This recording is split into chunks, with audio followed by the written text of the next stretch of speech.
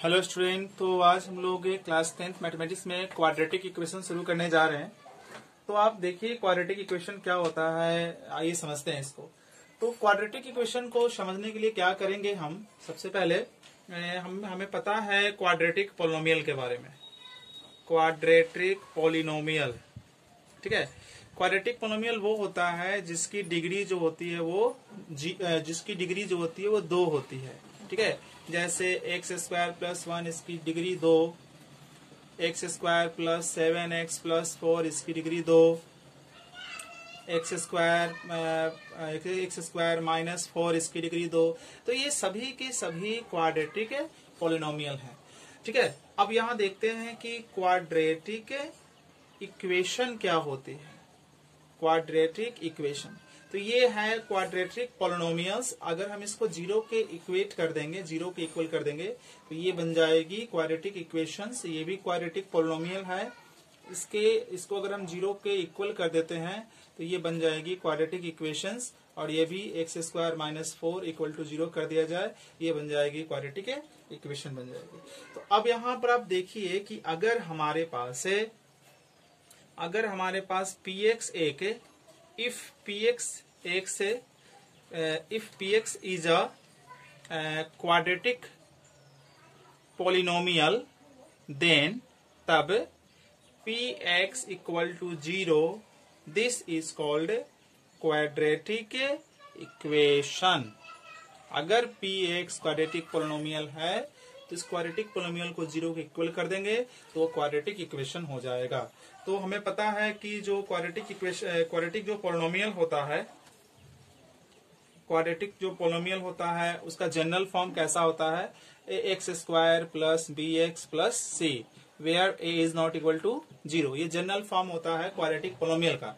तो quadratic equation का क्या हो जाएगा भाई, क्वाड्रेटिक इक्वेशन का जो फॉर्म होगा जनरल फॉर्म वो एक्स स्क्वायर, इसको 0 को इक्वल कर दीजिए ना, x square plus b x plus c equal to 0 where a should not be equal to 0। A 0 के इक्वल नहीं होना चाहिए। अगर ये 0 के इक्वल हो जाएगा तो ये क्वाड्रेटिक नहीं रह पाएगा। सो क्वाड्रेटिक इक्वेशन का स्टैंडर्ड फॉर्म क्या होता है, वो होता है a x square plus b x plus c equal to 0, a is not equal to 0। General form standard form हो गया। जैसे यहाँ देखो x square plus 7x plus 4 equal to 0। देखो यहाँ पर एक्स स्क्वायर वाला टर्म है, एक्स डिग्री 1 वाला भी टर्म, पावर 1 वाला भी टर्म है, और ये कांस्टेंट भी है। तो अगर सारे टर्म अवेलेबल हो तो है ना, वो स्टैंडर्ड फॉर्म में हो जाता है, ठीक है। अब जैसे एक और यहाँ पे एग्जांपल लेते हैं, जैसे ये है एक्स स्क्वायर माइनस 1। तो एक्स स्क्वायर वाला टर्म है और कांस्टेंट टर्म दे दिया है, इसमें 1 डिग्री वाला टर्म्स इसमें नहीं है। इसका मतलब ये स्टैंडर्ड फॉर्म में नहीं है। तो इसको स्टैंडर्ड फॉर्म में कैसे लिखेंगे, इसको लिखेंगे एक्स स्क्वायर, ये टर्म यहाँ पता है हमें, और कांस्टेंट पता है, ये नहीं पता है ये, ठीक है। तो प्लस जो टर्म नहीं पता रहेगा ना उसमें 0 कोफिशिएंट उसका मानकर, है ना, और x लगा देंगे, और फिर -1 है तो -1 इक्वल टू 0, ठीक है। ये बन गया हमारा standard form of quadratic equation. फिर एक और यहाँ देख लीजिए कि एक्स स्क्वायर माइनस एक्स, ये भी स्टैंडर्ड फॉर्म में नहीं है, बिकॉज यहाँ पर एक्स स्क्वायर वाला टर्म है और बी एक्स वाला टर्म हो गया, कांस्टेंट नहीं है। तो हम इसको ऐसे कर लेते हैं, कांस्टेंट नहीं है तो कांस्टेंट को 0 कंसीडर कर लेंगे। अब ये बन गया स्टैंडर्ड फॉर्म में बन गया, ठीक है। तो स्टैंडर्ड फॉर्म का मतलब ये हो गया कि क्वाड्रेटिक इक्वेशन में जो पावर 2 वाला टर्म हो, पावर 1 वाला टर्म हो और कांस्टेंट हो, तीनों अवेलेबल होना चाहिए, वो स्टैंडर्ड फॉर्म में है। चलिए इसके बाद हम लोग अभी देखते हैं कि स्टैंडर्ड फॉर्म तो हो गया। इसके बाद हम लोग देख रहे हैं यहाँ पर कि root of a quadratic polynomials, roots of ए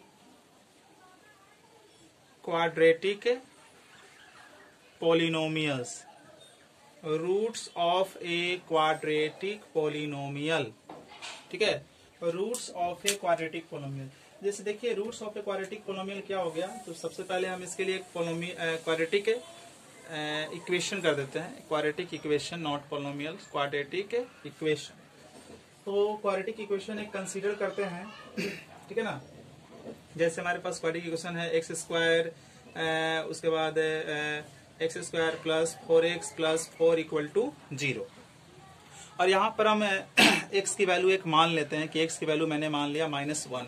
अब ये x की वैल्यू -1 इसमें हम पुट करते हैं, ये x की वैल्यू हम यहाँ मान लेते हैं -2, इसमें हम पुट कर रहे हैं, ठीक है, इसमें पुट कर रहे हैं तो -2 के स्क्वायर फिर 4 इंटू -2 प्लस 4 इक्वल टू 0, ये वाला पार्ट लिख दिया। तो ये हो जाएगा 4, ये हो जाएगा -8, ये हो जाएगा 4, ये 0, ये 4 plus 4 8 -8 equal to 0, 0 equal to 0। देखिए x का वैल्यू -2 आप इसमें रख रहे हो तो दोनों तरफ वैल्यू हमारा सेम आ जा रहा है। इसका मतलब x का जो वैल्यू -2 है, x का जो वैल्यू जो -2 है is a root of a given polynomial, क्योंकि वो गिवन इक्वेशन। एक और एग्जांपल लेते हैं, यहाँ पर लेते हैं, जैसे हमारे पास पोलिनोमियल है, ये इक्वेशन है x square plus x -2 equal to 0 और x का वैल्यू मैं यहाँ पर 1 मान लेता हूँ और ये वाली वैल्यू यहाँ पर मैं पुट कर रहा हूँ, या ऐसे करके भी आप बना सकते हो। LHS में रखो ये वैल्यू, पहले LHS में रखो तो 1 का स्क्वायर, फिर यहाँ 1 -2 तो ये 2 -2 0, फिर RHS तुम्हारा कितना आ गया, वो ऑलरेडी 0 आ गया, तो दोनों देखो सेम हो गया, LHS इक्वल टू RHS। इसका मतलब कि x का जो वैल्यू 1 है वो क्या है, वो रूट है ऑफ ए गिवन इक्वेशन, क्योंकि उसके वो वैल्यू जब इक्वेशन में रखा गया तो इक्वेशन का दोनों एंड सेम आया है ना, तो ये इसका x इक्वल टू 1 जो है ना वो इसका रूट कहलाएगा, ठीक है। चलिए इसी में हम क्या करते हैं कि सेम इक्वेशन में इस बार मैं x का वैल्यू जो है -2 रख के देखता हूँ, -2।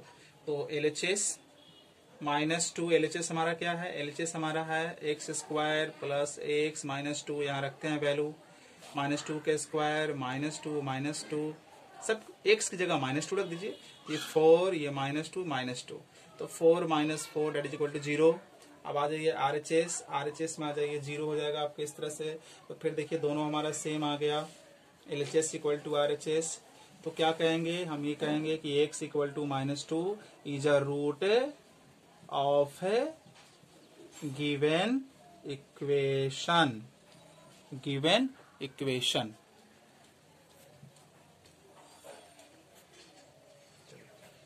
तो इस तरह से हम लोगों ने देखा स्टैंडर्ड फॉर्म और रूट देखा। अभी जो पहला टाइप क्वेश्चन है उसको देखते हैं। जो फर्स्ट क्वेश्चन है उसमें ये कह रहा है कि आपको बताना है कि विच आर क्वाड्रेटिक इक्वेशन कौन है इसके अंदर। तो सबसे पहला क्वेश्चन देते हैं हम लोग। पहला क्वेश्चन हमारा है x square -6x plus 4 equal to 0। तो ये क्वाड्रेटिक इक्वेशन है। आप देखो यहाँ पर, बिकॉज क्वाड्रेटिक इक्वेशन का स्टैंडर्ड फॉर्म क्या होता है, x square plus bx plus c equal to 0 और a is not equal to 0। तो देखो x स्क्वायर वाला भी टर्म है, bx वाला भी टर्म है, मतलब पावर 1 वाला भी टर्म है और कांस्टेंट भी है, इसलिए ये क्वाड्रेटिक इक्वेशन है। ये लिखेंगे it is a quadratic equation. अब आते हैं दूसरा, देखते हैं इसके अंदर x plus 2 equal to 0।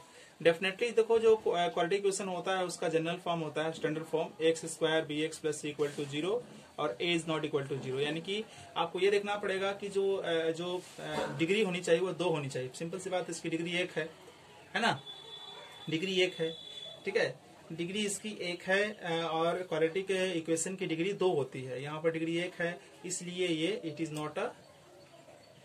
Not a quadratic equation, ये क्वाड्रेटिक इक्वेशन नहीं है।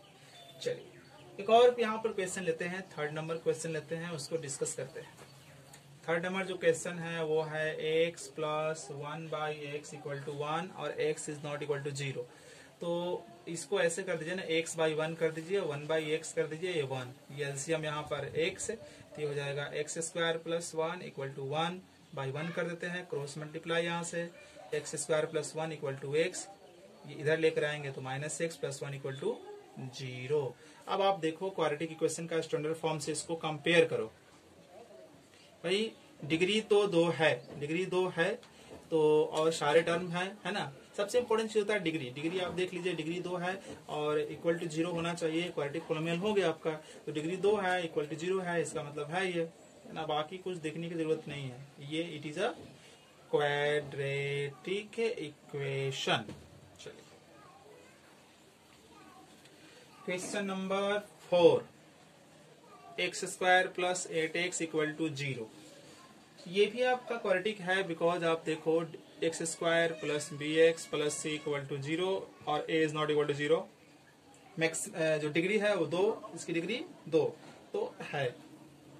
यहां लिख देंगे हम लोग, it is a quadratic polynomial. Question number 5, x square plus 1/x equal to 1 और x should not be equal to 0 by, तो एक्स स्क्वायर बाई 1 कर लीजिए, यहाँ 1/x कर लीजिए, ये 1 एलसीएम x हो जाएगा x के पावर 3 प्लस 1 और ये 1, तो अब यहाँ 1 लेकर क्रॉस मल्टीप्लाई, तो x के पावर 3 इक्वल टू x के power 3 minus x plus 1 equal to 0। अब आप देखो कि इसकी जो मैक्सिमम इसकी जो डिग्री है वो 3 आ जा रही है, जबकि क्वाड्रेटिक इक्वेशन होने के लिए डिग्री कितनी होनी चाहिए, 2 होनी चाहिए। यहाँ डिग्री 3 है, तो सीधे लिख देंगे हम कि it is not a quadratic equation. Quadratic equation नहीं है, बिकॉज इसकी डिग्री 2 नहीं है, इसकी डिग्री 3 आ जा रही है।